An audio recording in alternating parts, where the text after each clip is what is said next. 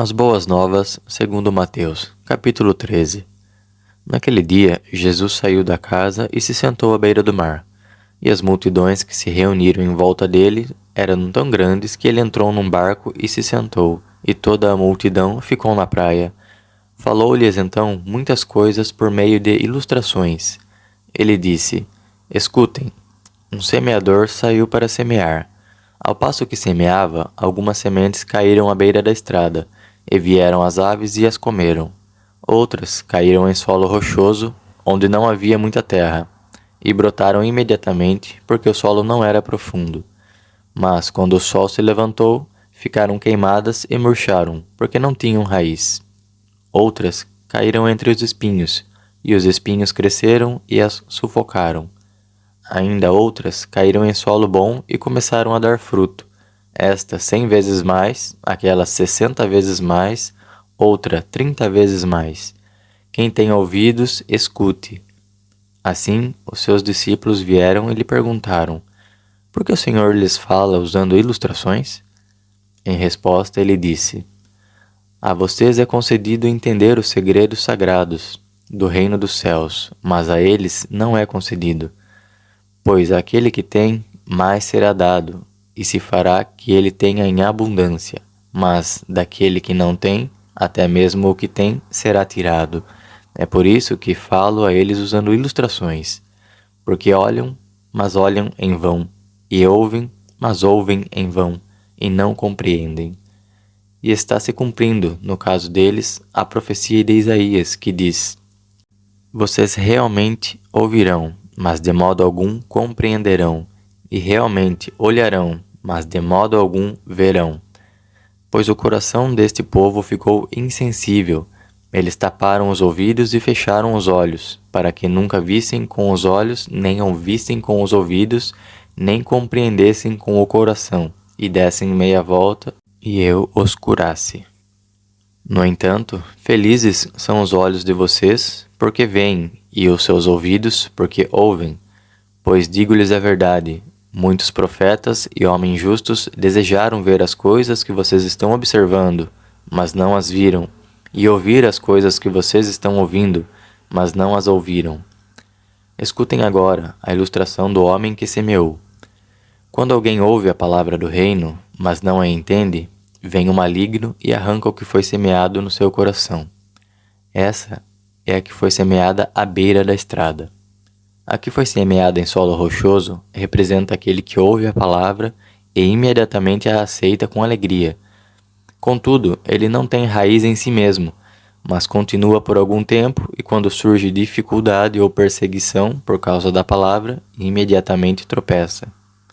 A que foi semeada entre os espinhos representa aquele que ouve a palavra, mas as ansiedades deste mundo e o poder enganoso das riquezas sufocam a palavra e ela se torna infrutífera.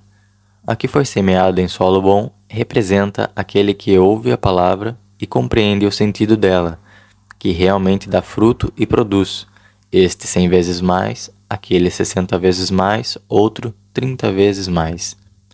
Apresentou-lhes outra ilustração, dizendo: O reino dos céus pode ser comparado a um homem que semeou boa semente no seu campo.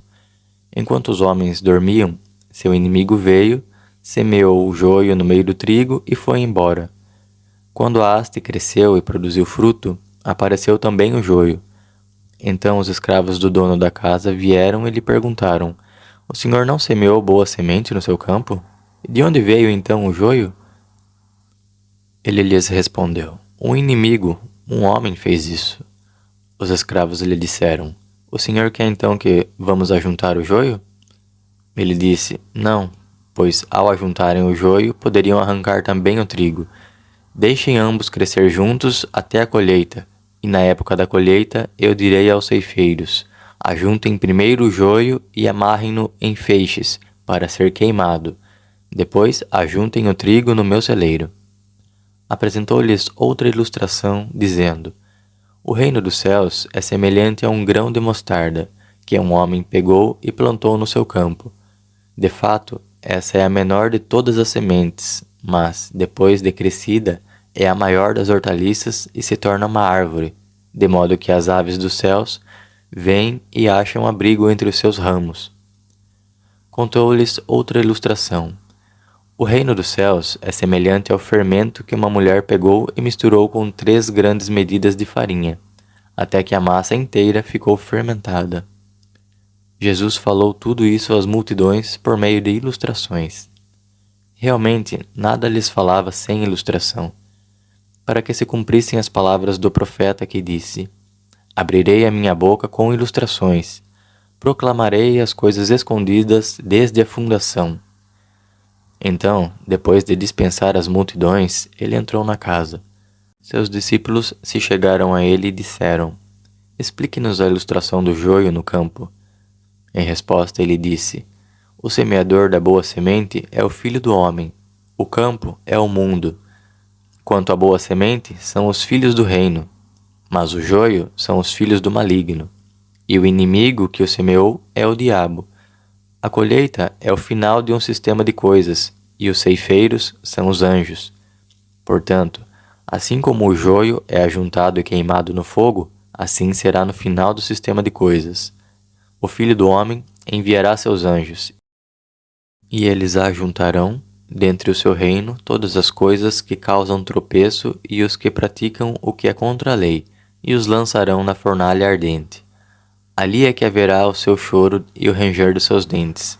Naquele tempo, os justos brilharão tão claramente como o sol no reino do seu Pai. Quem tem ouvidos, escute. O reino dos céus é semelhante a um tesouro escondido no campo, que um homem achou e escondeu novamente. E na sua alegria, ele foi, vendeu todas as coisas que tinha e comprou aquele campo.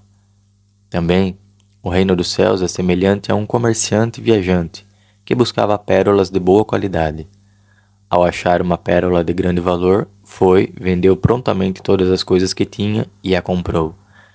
Também o reino dos céus é semelhante a uma rede de arrasto, baixada ao mar e que apanhou peixes de todo tipo. Quando ela ficou cheia, arrastaram-na para a praia, sentaram-se e juntaram os peixes bons em recipientes, mas jogaram fora os imprestáveis. Assim será no final do sistema de coisas. Os anjos sairão e separarão os maus dos justos, e os lançarão na fornalha ardente. Ali é que haverá o seu choro e o ranger dos seus dentes. Compreenderam o sentido de tudo isso? Eles responderam, sim. Então ele lhes disse, sendo assim, todo instrutor público que é ensinado a respeito do reino dos céus é semelhante a um homem, dono de uma casa, que tira do seu tesouro coisas novas e coisas velhas. Quando Jesus terminou de contar essas ilustrações, partiu dali. Chegando à sua própria cidade, começou a ensinar ao povo na sinagoga deles, de modo que ficaram maravilhados e disseram: Onde este homem obteve essa sabedoria e essa habilidade de realizar obras poderosas? Não é este o filho do carpinteiro? Sua mãe não se chama Maria e seus irmãos Tiago, José, Simão e Judas? E não estão todas as suas irmãs conosco? Então, onde ele obteve tudo isso? Assim, começaram a tropeçar por causa dele. Mas Jesus lhes disse, um profeta não fica sem honra a não ser na sua própria terra e na sua própria casa. E não fez ali muitas obras poderosas por causa da falta de fé deles. Capítulo 14. Naquela ocasião, Herodes, o governador distrital, ouviu relatos sobre Jesus e disse aos seus servos, Este é João Batista, ele foi levantado dentre os mortos, e é por isso que realiza essas obras poderosas. Herodes anteriormente havia prendido João e o havia amarrado e lançado na prisão, por causa de Herodias, esposa de Filipe, seu irmão, porque João lhe dizia, não é permitido que o Senhor a tenha como esposa. No entanto, embora quisesse matá-lo, tinha medo da multidão, pois o considerava profeta. Mas no aniversário de Herodes, a filha de Herodias dançou diante dos convidados e agradou tanto a Herodes que ele prometeu com um juramento dar a ela tudo o que pedisse. Então, instigada pela mãe, ela disse, Dê-me aqui, numa bandeja, a cabeça de João Batista. O rei, embora triste, ordenou que a cabeça lhe fosse entregue em respeito aos seus juramentos e aos que estavam comendo com ele. Assim, mandou que João fosse decapitado na prisão. A cabeça dele foi levada numa bandeja e entregue à jovem, e ela a levou à sua mãe. Mais tarde, os discípulos dele vieram, removeram seu corpo e o sepultaram. Então foram contar a Jesus o que havia ocorrido. Ouvindo isso, Jesus partiu dali, de barco, para um lugar isolado, para ficar sozinho. Mas as multidões, quando ficaram sabendo disso, seguiram-no a pé desde as cidades. Ao desembarcar, ele viu uma grande multidão e teve pena deles, e curou seus doentes. Mas ao cair a noite, seus discípulos se aproximaram dele e disseram: O lugar é isolado e já é tarde. Dispense as multidões para que possam ir às aldeias comprar alimento. No entanto, Jesus lhes disse: Eles não precisam ir embora. Deem-lhes vocês algo para comer. Responderam-lhe: Não temos nada aqui, a não ser 5 pães e 2 peixes. Ele disse: Tragam-nos aqui. E mandou que as multidões se sentassem na grama. Então pegou os 5 pães e os 2 peixes, e olhando para o céu, proferiu uma bênção. E depois de partir os pães, deu-os aos discípulos, e os discípulos os deram às multidões. Assim, todos comeram e ficaram satisfeitos, e recolheram os pedaços que sobraram, 12 cestos cheios. Ora, os que comeram foram cerca de 5.000 homens, além de mulheres e crianças. Então, sem demora, ele mandou os discípulos entrar no barco e partir na sua frente, para a margem oposta, enquanto ele dispensava as multidões. Depois de dispensar as multidões, ele subiu sozinho ao monte para orar.